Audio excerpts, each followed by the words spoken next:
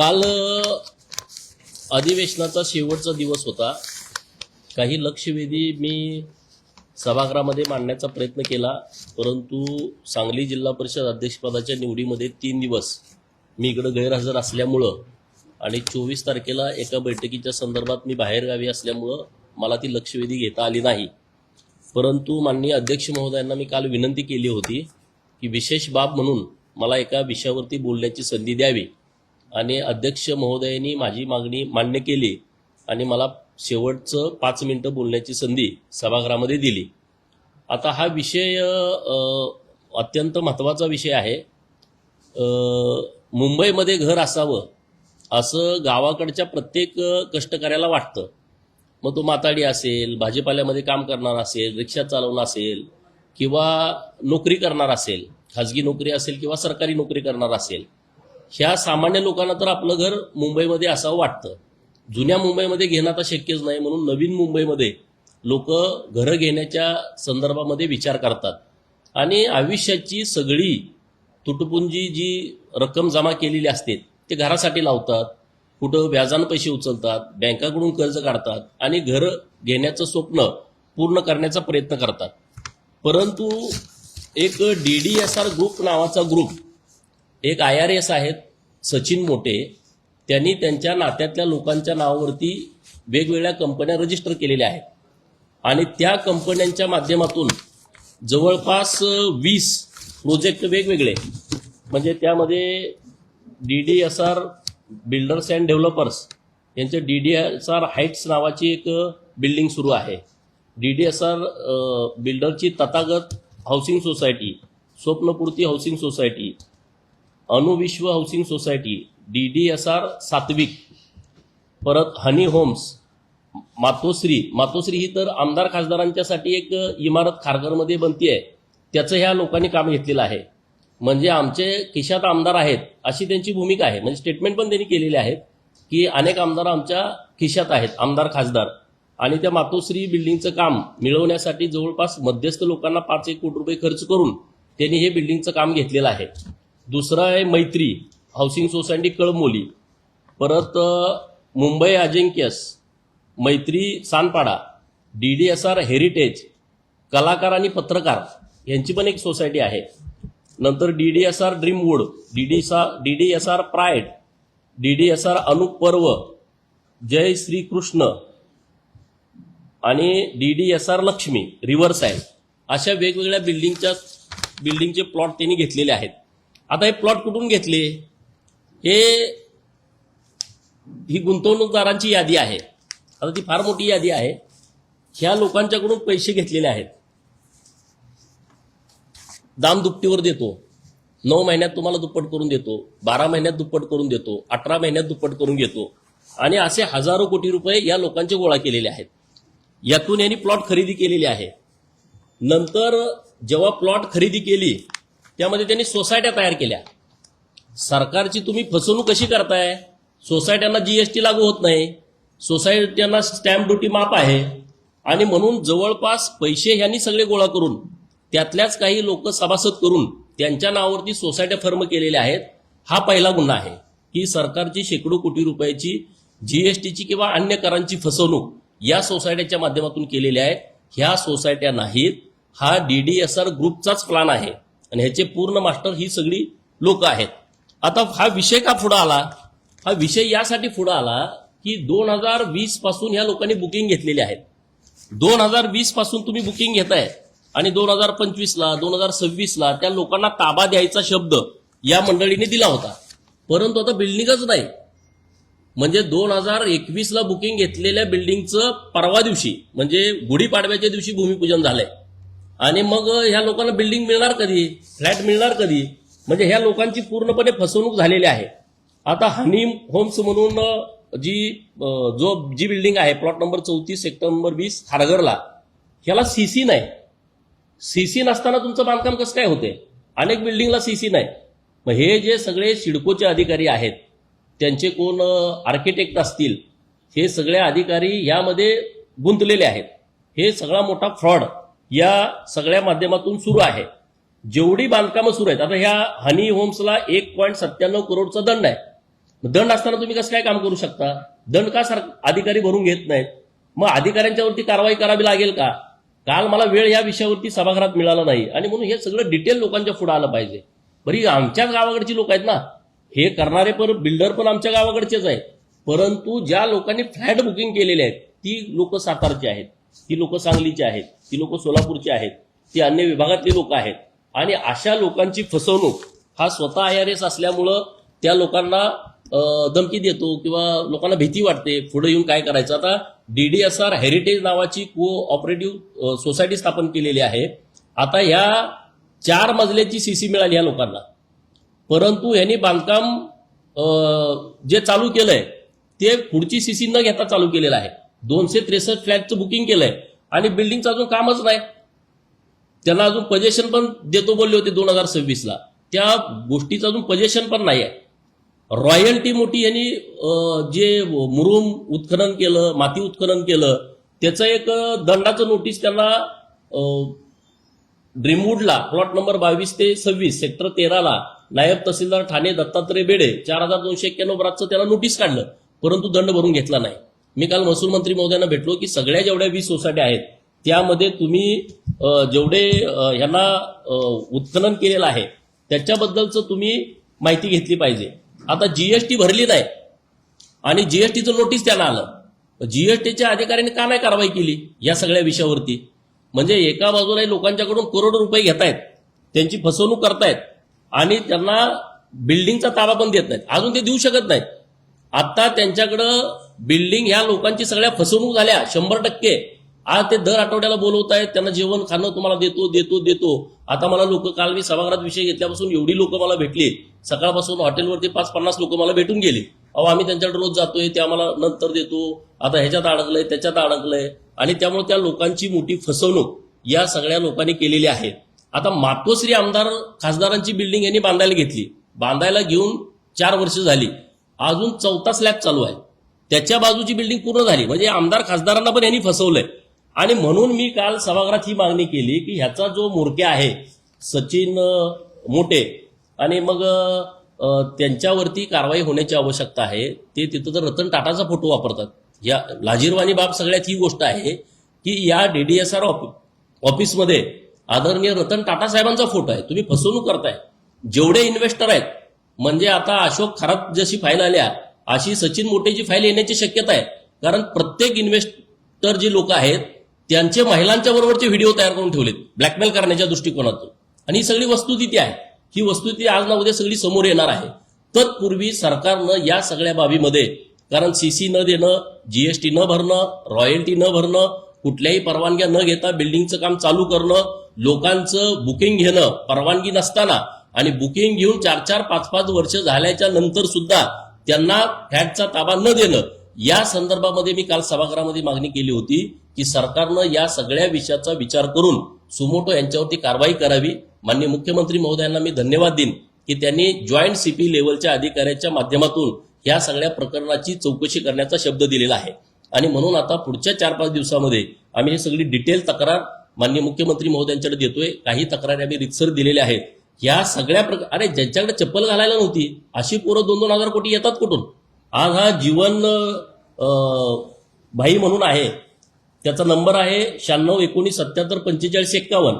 त्याचा दुसरा भाई KP भाई हा 8091985721. यांनी किमान 1000-1500 कोटी रुपये व्हाईट करून दिलेत त्यांना. कुठल्या आधारे दिले? एवढे पैसे आले कुठून? हवाला करणारी काही लोक आहेत, त्यांच्याकडे शेकडो कोटी रुपये आलेले आहेत, त्यांचे माझ्याकडे नाव आहेत, त्यांचे माझ्याकडे नंबर आहेत. नंतर मोहित कक्कर नावाचा फायनान्सर आहे, त्यांनी मोठं शेकडो कोटी रुपयाचं फायनान्स यांना केलंय. कुठल्या आधारे केलं? कुठल्या बेसवरती केलं? नंतर SBI बँकेच्या कर्ज काढले काही लोकांनी आणि त्या लोकांचे हप्ते सुरू आहेत. अरे बिल्डिंगच नाही तर हप्ते कसे काय सुरू? पोलीसमध्ये काम करणारी लोक आहेत, त्यांचे हप्ते सुरू आहेत बिल्डिंग मधले, आणि त्या बिल्डिंगमध्ये अजून बांधकामच नाही सुरू झालं आणि तुम्ही त्याच्यावरती डायरेक्ट त्यांच्या पगारातून पैसे कट करता. म्हणजे हे बँकेची लोक सुद्धा या सगळ्या प्रकरणामध्ये दोषी आहेत. कारण सिडकोचे अधिकारी तर ह्यांना पूर्ण मॅनेज आहेत. सिडकोतले अधिकाऱ्यांची इन्व्हेस्टमेंट आहे, काही IPS, काही IRS, काही IAS यांचं यामध्ये पैसे गुंतलेले आहेत. आणि ते सगळे प्रकरण हळूहळू या सगळ्या विषयात पुढे येतील. आता कलाकार आणि पत्रकार यांनी पण बुकिंग केलेली आहे. एक त्यांची प्लॉट नंबर 13 सेक्टर नंबर 8 पनवेलमध्ये ही सोसायटी आहे. 2023ला काम सुरू आहे. आता नुसता 4था स्लॅब पडलाय. ताबा देतो देतो देतो म्हणून ते बोलतायत. 2026ला ताबा द्यायचं होतं. आता 2026चा एप्रिल महिना सुरू होतोय आणि अजून त्याचं बांधकाम पण सुरू केलं नाही. म्हणजे त्या बिचाऱ्या पत्रकारांची पण त्यांची फसवणूक केलेली आहे. एजंट लोक जी मोठ्या प्रमाणात त्यांनी इथं बुकिंग दिलेलं आहे. रवीश भाटला आणि अप्रीत भाटला हे जे लोक आहेत त्यांनी ह्या सगळ्या लोकांची फसवणूक मोठ्या प्रमाणात केलेली आहे.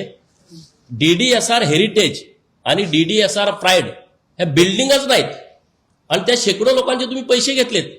शेकडो लोकांचे पैसे घेतलेत, काम नाही. आता गुढीपाडव्याला या सोसायटीचं काम यांनी सुरू केलंय 19 तारखेला आणि त्यामध्ये कुठलीच परवानगी नाही. हे जे सगळे विषय आहेत या विषयाच्या संदर्भामध्ये मी सभागृहात विषय उचललाय आणि आता पण आपल्या माध्यमातून ज्या लोकांची फसवणूक झालीत त्यांनी घाबरण्याचं कारण नाही आहे. आता सुमोटो कारवाई होणारच आहे. दहिसरला एक त्याच्या बायकोच्या नावावरती एक प्लॉट आहे म्हणजे ते एजन्सीमध्ये.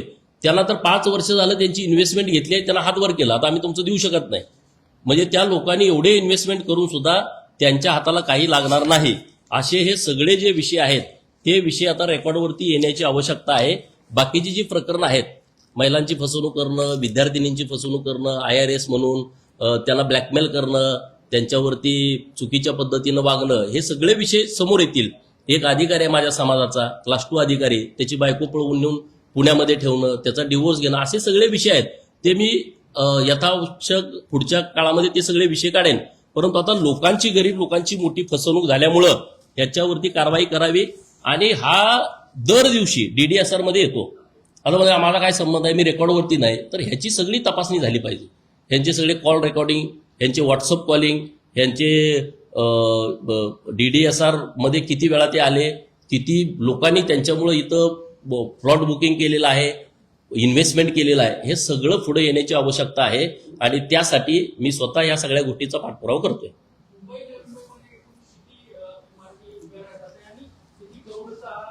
एक 2,000 कोटी तर सरासरी, म्हणजे कारण काय आहे, जमीनच ही जवळपास 1,500 कोटीपर्यंत असेल. 50, 70, 80, 100 कोटीपर्यंत एक एक प्लॉट आहेत.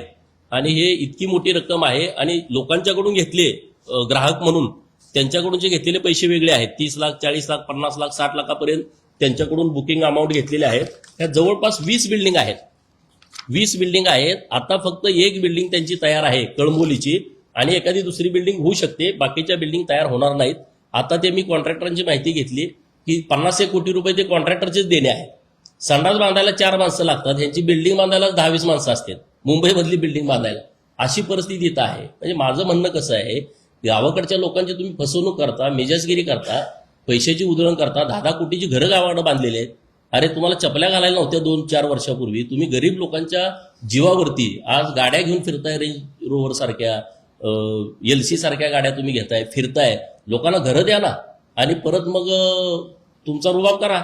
ज्या लोकांनी इन्व्हेस्टमेंट, ते आमचे दुकानदार लोक आहेत, सोना चांदीमध्ये काम करणारे, त्या लोकांचा विश्वास संपादन करून मी IRS आहे, तुमचं सोनं पकडलं का मी सोडवतो, सोन्यावरती निम्मे परत सोनं घ्यायचं, नंतर फेक रेट टाकायच्या. महाराष्ट्रामध्ये अनेक फेक रेट या IRSनं टाकलेले आहेत. म्हणजे जवळच्या मित्रांना रेट टाकायला पाठवायचं, रेट टाकायची आणि मग सगळी तपासणी करायची. मग त्यांना बोला तुमचा कोण एखादा मित्र आहे का, मग ते म्हणाल आमचा सचिन मोठे मित्र आहे. अहो बोला, त्यांचं हे साहेबांचं खूप जवळचं आहे. आणि मग त्यांना सांगायचं आणि मग त्या एका महाराष्ट्रातल्या अतिशय मोठ्या माणसावरती रेट टाकली 2 वेळा. खरोखर जेव्हा रेड पडली तेव्हा हा गायब झाला, कारण तो जेलमध्ये गेला. 2 रेड अशा टाकल्या की त्यांच्याकडून करोडो रुपये त्यांनी गोळा केलेले आहेत. जवळचे जेवढे आमचे दुकानदार आहेत ते सगळे लॉर्ड लोक आहेत. अखंड देशभर सोना चांदीचा व्यापार करणारी लोक आहेत. त्यांच्या घरी जायचं, त्यांची माहिती घ्यायची आणि मग लगेच कोणाला तरी तिथं रेडला पाठवायचं 1-2 महिन्यानंतर, आणि परत ते रेडमधून बाहेर काढायचं, पैसे घ्यायचे. सोन्यामध्ये व्यापार करणारी लोक आहेत, त्यांचं सोनं पकडून द्यायचं, परत तिथल्या अधिकाऱ्याला सांगून निम्म करून घ्यायचं. आणि दुर्दैवाची बाब, माझे दुकानदार बांधव आहेत, त्यांच्या घरच्यांच्या बाबतीमध्ये खूप चुकीचं वागलं जात आहे. त्यांच्या मुलींना मुंबईला बोलवायचं, त्यांच्या सुनांना मुंबईला बोलवायचं, इथं ड्रगच्या पार्ट्या करायच्या, असं घाणेरडं काम हे इथं सुरू आहे. आणि म्हणून म्हणलं की एकदा या विषयावरती आपण बोलण्याची आवश्यकता आहे. कारण माझ्याच गावाकडची लोक फसतायत ना. हे जरी माझ्या गावाकडची लोक असली, ही 2-4 लोक आहेत, हजारो लोकांची फसवणूक होते आणि त्याला वाचा फुटावी यासाठी वरिष्ठ अधिकाऱ्यांच्या माध्यमातून चौकशी व्हावी ही मागणी माननीय मुख्यमंत्री महोदयांनी मान्य केली आहे. तर आम्ही व्यवस्थित रीतसर सर्व कंप्लीट आम्ही त्यांच्याकडे देतोय.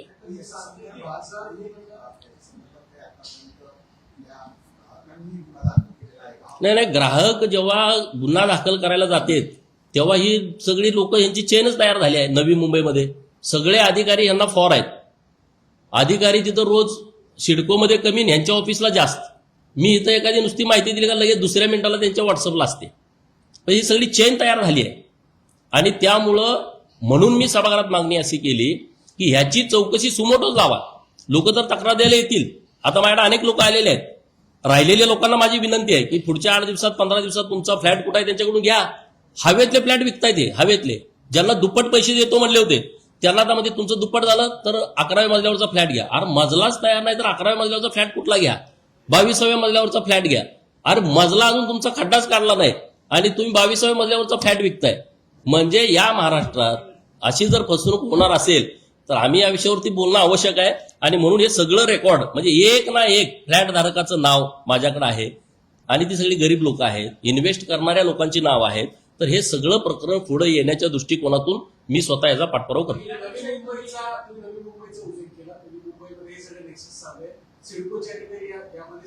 शंभर टक्के असल्याशिवाय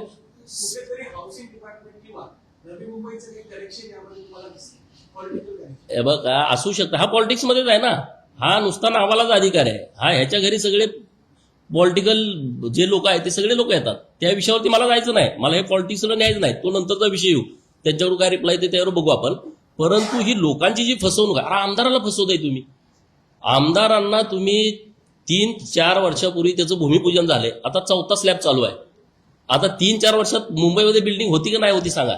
आता मोठेपणा करायचा म्हणून आमदार माझ्या खिशात आहेत म्हणून त्यांनी 3600 रुपये बांधकामाला खर्च येतोय. 2400ला काम घेतलंय. असले सगळे उद्योग आहेत.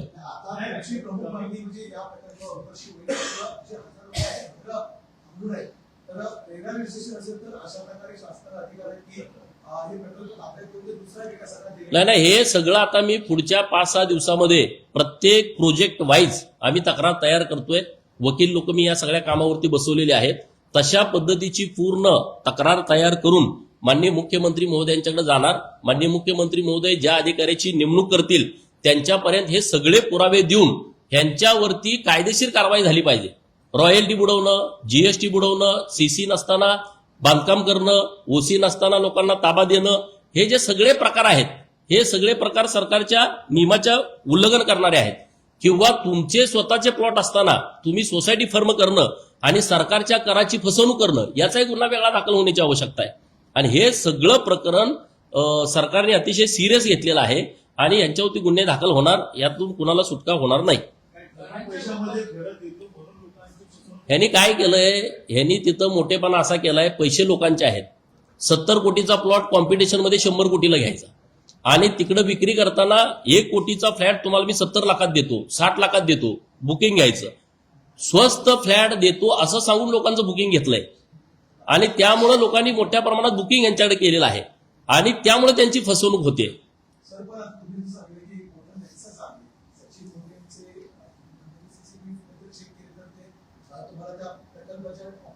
1000 वेळा.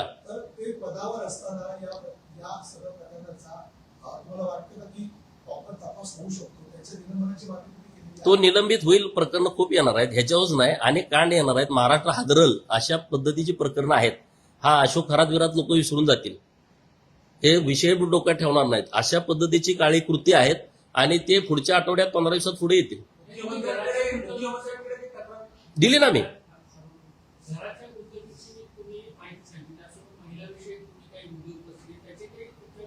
महिलांच्या विषयी अनेक पुरावे आहेत. काही मुली मला भेटून गेलेल्या आहेत परंतु त्या इतक्या घाबरतेत. एमपीएससी करणाऱ्या मुली, यूपीएससी करणाऱ्या मुली, तुमच्याबरोबर लग्न करतो, तुमच्याबरोबर अमुक करतो, तमुक करतो. म्हणजे आता तो विषय सांगण्यासारखा नाही, अशा पलीकडचा आहे. म्हणजे महाराष्ट्रात असं कुठल्याच अधिकाऱ्यानं कांड केलं नसेल असं कांड पुढे येऊ शकतं. म्हणजे असं कुणीच नसेल केलं. अशा पद्धतीचे सगळे प्रयोग पुढे येणार आहेत. पण तेव्हा आपण पुढच्या ह्याच्यात बघू. आता हा सगळा ग्राहक लोकांचा विषय आहे, गुंतवणूकदार लोकांचा विषय आहे, त्यांच्या फसवणुकीच्या संदर्भातली ही आजची प्रेस आहे आणि त्याचा मी व्यवस्थितपणे पाठपुरावा करतोय. आणि ह्याचा हेतू आजचा माझा एवढाच आहे, आम्ही निवडणुकांपर्यंत सगळ्या कुठल्याच विषयात या बोललो नाही, परंतु लोकांची फसवणूक होते, गावाकडच्या लोकांची फसवणूक होते. माझं घर नाही अजून मुंबईत, मी आज आमदार आहे, 6 वर्ष झाला आमदार. हे काय उघडच आहे. जर एखादा आमदार मुंबईत घर घेऊ शकत नाही आणि सामान्य माणूस तो कसा घेत असेल, किती वाईट परिस्थितीतून तो बुकिंग करत असेल. माथाडीमध्ये काम करणारी पोरं आहेत आमची, दिवसभर रात्र गाढवासारखं ओझं वाहत आहेत आणि त्यातले पैसे काढून त्या ह्याच्यात भरलेले आहेत. ह्यांचा रुबाब, पल्लवी हॉटेलला या, जेवणाच्या पार्ट्या देतो, तुम्हाला हे करू, मग लोक अरे ठीक आहे आता पुढच्या आठवड्यात देतील. अजून 5-6 वर्ष यांना घरच मिळू शकत नाही. 18-18, 14-14 मजल्याच्या बिल्डिंग आहेत, ज्याचा अजून पायाच काढला नाही आणि ज्यांचा ताबा 25ला आणि 26ला द्यायचा होता त्यांचा आता ताबा देणार कसं. त्या लोकांची पूर्ण फसवणूक झाली आहे. आणि ह्यांचं कसं झालंय, त्या कंपन्या नसतात का, ह्याचे पैसे घ्यायचे त्याला द्यायचे दुप्पट, त्याचे घ्यायचे त्याला तिप्पट. आता ह्यांच्याकडे इन्व्हेस्टर लोक जे आहेत त्यांच्या पूर्ण लक्षात आलेलं आहे की आपल्या पैशावरती हे सगळा डामडोल करतायत आणि त्यामुळे ह्याची मोठी फसवणूक सगळी केलेली आहे. दुसरा जो विषय आहे त्यामध्ये जे तिथले जे त्यांचे वास्तू सल्लागार आहेत त्यांच्यावरती पण गुन्हा दाखल होण्याची आवश्यकता आहे. सिडकोचे जे अधिकारी आहेत त्यांनी सीसी नसताना त्यांना कशा पद्धतीनं बांधकाम करण्याला परवानगी दिली त्या लोकांच्यावरती गुन्हा दाखल होण्याची आवश्यकता आहे. जीएसटीचे जे अधिकारी आहेत, मुलकर मॅडम यांच्याकडे हा सगळा विषय आहे, त्या लावून धरतायत. त्या एकदम स्ट्रिक्ट मॅडम आहेत असं मला कळालं, दीपाली पिलारी मॅडम आणि मुलकर मॅडम. तर हे सगळे ह्या विषयात त्यांनी सिरियस घ्यावं. गोडके नावाचा जीएसटीचा कोणतरी कमिशनर आहे तो त्यांना मदत करतोय. म्हणजे अशी एक अधिकाऱ्यांची मोठी चेन तयार झालेली आहे. तर ह्याच्या संपूर्ण खोलामध्ये आता मी जातोय. आणखी काही माहिती मला प्राप्त होते त्या पद्धतीनं मी माननीय मुख्यमंत्री महोदय यांच्याकडे ह्या सगळ्या गोष्टींचा तक्रार करेन.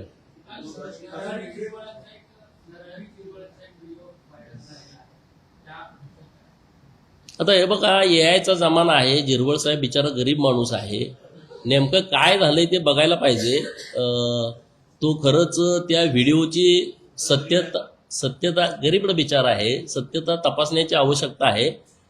जे काय असेल ते सत्यता तपासून आमचे वरिष्ठ नेते, आता मी आमदार म्हणून मी एवढ्या मोठ्या विषयावरती काय बोलणार, परंतु आता एआयचा जमाना काय पण येतोय व्हिडिओमध्ये त्याचं जरा तपासणी करून त्याच्यावरती वरच्या लोकांनी निर्णय घेतला पाहिजे. प्रमुख आरोप हा होता की जो व्हिडिओ मध्ये त्यांच्याबरोबर एक कृत्रिमत्व दिसतोय आणि तो अश्लील व्हिडिओ आहे थोडासा आणि तो शासकीय निवासस्थान करण्यात त्या ठिकाणी दारूच्या बाटल्या देखील वापरण्यात आलेला आहे. मध्य पार्टी अशा प्रकारे शासकीय निवासस्थानी करण्यात कितपत योग्य वाटते? आणि मी काय म्हणतोय, आधी व्हिडिओची सत्यता तर येऊ द्या ना. काय नेमकं व्हिडिओ खरा आहे का खोटा आहे का, आता काही त्या एआयच्या माध्यमातून करता येते. त्यामुळे आता वरिष्ठ लोक व्यवस्थित त्याची तपासणी करून, दुसऱ्या कोणाचा असतं तर मीच बोललो असतो जोरात, मी अशा लोकांच्यावरती बोलत नाही.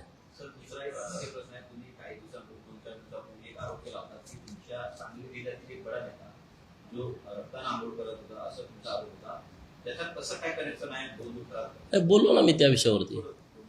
हे बघा, विषय माझा प्रश्न काय आहे की ही जी लोक आहेत ती पुरोगामी लोक आहेत. भाषणामध्ये ते काय सांगतायत की फुले शाहू आंबेडकरांचे विचाराचे आम्ही पाईक आहोत. पण तुम्ही पुरोगामी आहात, मग त्या बाबाकडे गेला का? माझा पहिला प्रश्न हा आहे. म्हणजे एक तर तुम्ही पुरोगामी नाही, मताच्या राजकारणासाठी तुम्ही पुरोगामी आहात असं महाराष्ट्रातल्या लोकांना सांगता. तुम्ही देव धर्म मानत नाही, देवाला तुम्ही शिव्या देणाऱ्या लोकांच्या सोबत असता आणि मग अशा बंधुबाबाची तुम्हाला गरज का पडली? हा माझा साधा सोपा प्रश्न आहे आणि त्याच्याबद्दल मी व्यवस्थित बोललो.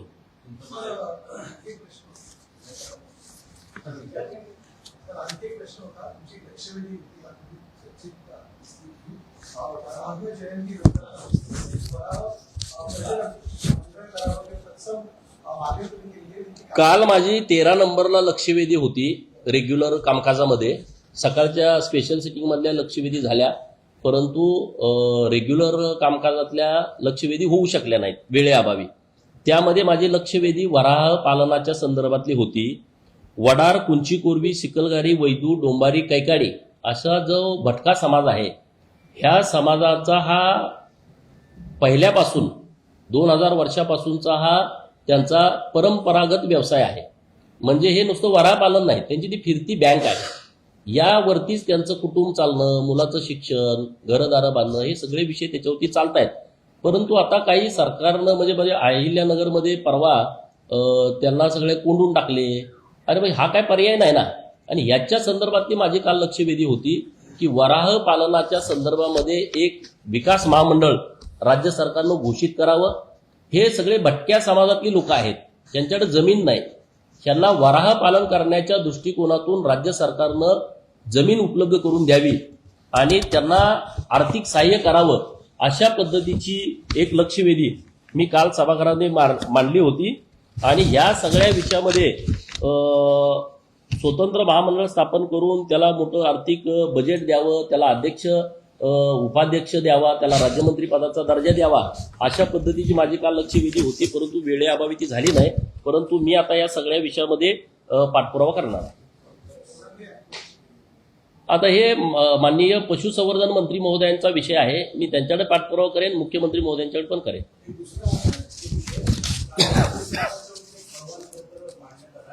पुण्यातल्या जमीन दरड प्रकरणामध्ये पार्थ पवार जर दोषी असतील किंवा त्यांचा सहभाग असेल तर त्यांच्यावर सुद्धा फौजदारी कारवाई होईल, अशा प्रकारचा एक अहवाल काल राज्य सरकार. अहवाल काय आलाय ह्याच्याविषयी मला माहिती नाही, परंतु काल आपल्याच मीडियाच्या माध्यमातून मी बघितलेलं आहे. जे अधिकारी अपॉइंट केले होते त्यांनी हा अहवाल दिलेला आहे आणि जी कोणी रेकॉर्डवरती लोक आहेत त्यांना दोषी धरलेला आहे. तर आता अहवालात नेमकं काय आहे याच्याबद्दलची मला एवढी डिटेल माहिती नाही. पार्थ पवारांचं नाव आलं, त्यांच्यावर कारवाई होणार. नाही, आता अहवालात तर कालच्या अहवालात त्यांचं नाव स्पष्ट नाही असं मी बातमीत वाचलं असेल तर मग ठीक आहे, राज्य सरकार त्यावर योग्य निर्णय घेईल.